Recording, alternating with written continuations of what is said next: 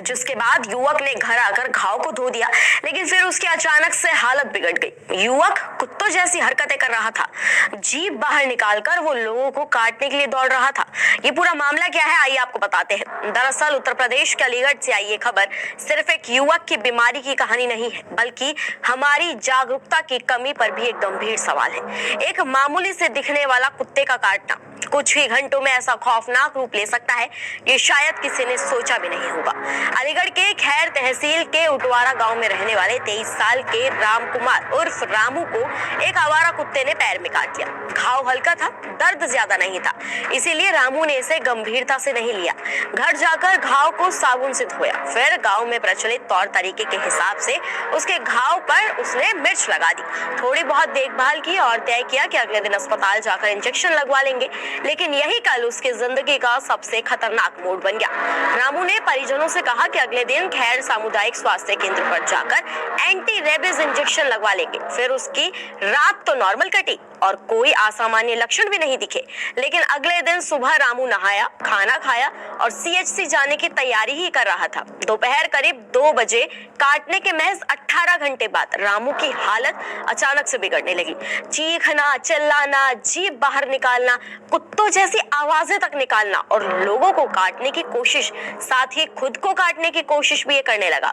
ये सब देखकर परिवार और गांव वाले दहशत में आ गए। हालात इतने बेकाबू हो गए कि अपने ही बेटे को काबू में रखने के लिए परिजनों को उसे चारपाई से बांधना पड़ा। इस भयावह दृश्य का वीडियो इस वक्त सोशल मीडिया पर काफी वायरल हो चुका है। परिजन आनंद फानन में रामू को खैर सामुदायिक स्वास्थ्य केंद्र लेकर पहुंचे। सीएचसी अधीक्षक डॉक्टर रोहित भाटी ने राम कुमार की हालत को गंभीर बताते हुए उसे दिल्ली रेफर कर दिया। हालांकि रास्ते में परिजन पहले खुर्जा मेडिकल सेंटर ले गए, जहां प्रारंभिक उपचार के बाद कुछ समय के लिए हालत संभल सकी, लेकिन खतरा टला नहीं था। फिलहाल युवक की स्थिति स्थिर बताई जा रही है, लेकिन उसे बेहतर इलाज के लिए दिल्ली ले जाने की तैयारी चल रही थी। इस मामले ने पूरे गांव में डर का माहौल बना दिया, क्योंकि जिस आवारा कुत्ते ने रामू को काटा वो अभी भी गांव में घूम रहा था।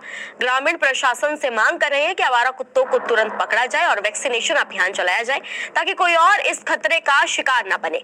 अब आपको बताते हैं ऐसा हुआ क्यों। दरअसल डॉक्टर्स का साफ कहना है कि रेबीज एक जानलेवा बीमारी है। आमतौर पर इसके लक्षण 10 से 14 दिनों में सामने आते हैं, लेकिन अगर काटने वाला जानवर पहले से संक्रमित हो या पागल अवस्था में हो तो 24 घंटे के भीतर भी लक्षण दिखाई दे सकते हैं। यही वजह है कि कुत्ता, बिल्ली या बंदर के काटने को कभी भी हल्के में नहीं लेना चाहिए। घाव को तुरंत साबुन और पानी से धोना और 24 घंटे के भीतर एंटी रेबीज इंजेक्शन लगवाना बेहद जरूरी है।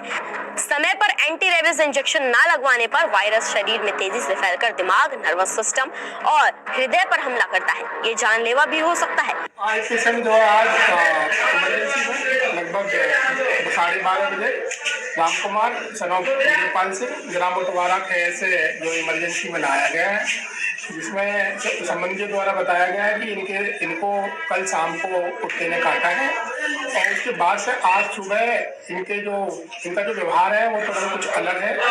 नए तरीके से ये काटने जैसा व्यवहार कर रहे हैं, खुद को भी काट रहे हैं और लोगों को काटने के लिए भी दौड़ रहे हैं। संभवतः प्रैक्टिकली ऐसा देखा नहीं गया है, लेकिन फिर भी संभावना है रेबीज के संभवतः रेबीज को लेकर इनको जो हमने संभावित के तौर पर लेके इनको महर्षि वाल्मीकि इंफेक्शन हॉस्पिटल के लिए रेफर कर दिया है। एआरवी और टीटी की जो प्राथमिक उपचार वाली जो डोज है वो लगा है और इनको फिलहाल राम कुमार को दिल्ली एम्स में भर्ती कराया गया है। खैर सीएचसी पर ये इंजेक्शन मुफ्त और 24 घंटे 7 दिन मौजूद है। रोजाना 30 से 40 मरीज ऐसे आते हैं। ऐसे मामलों में देरी घातक साबित हो सकती है। वहीं अब आपको बता देते हैं कि पालतू कुत्तों और आवारा कुत्तों के लिए नियम क्या है। पहले बात करते हैं पालतू कुत्तों की। पालतू कुत्तों का 15 दिन के अंदर रजिस्ट्रेशन जरूरी है। मालिक को यह सुनिश्चित करना होगा कि पालतू सार्वजनिक जगहों पर कोई परेशानी पैदा ना करे।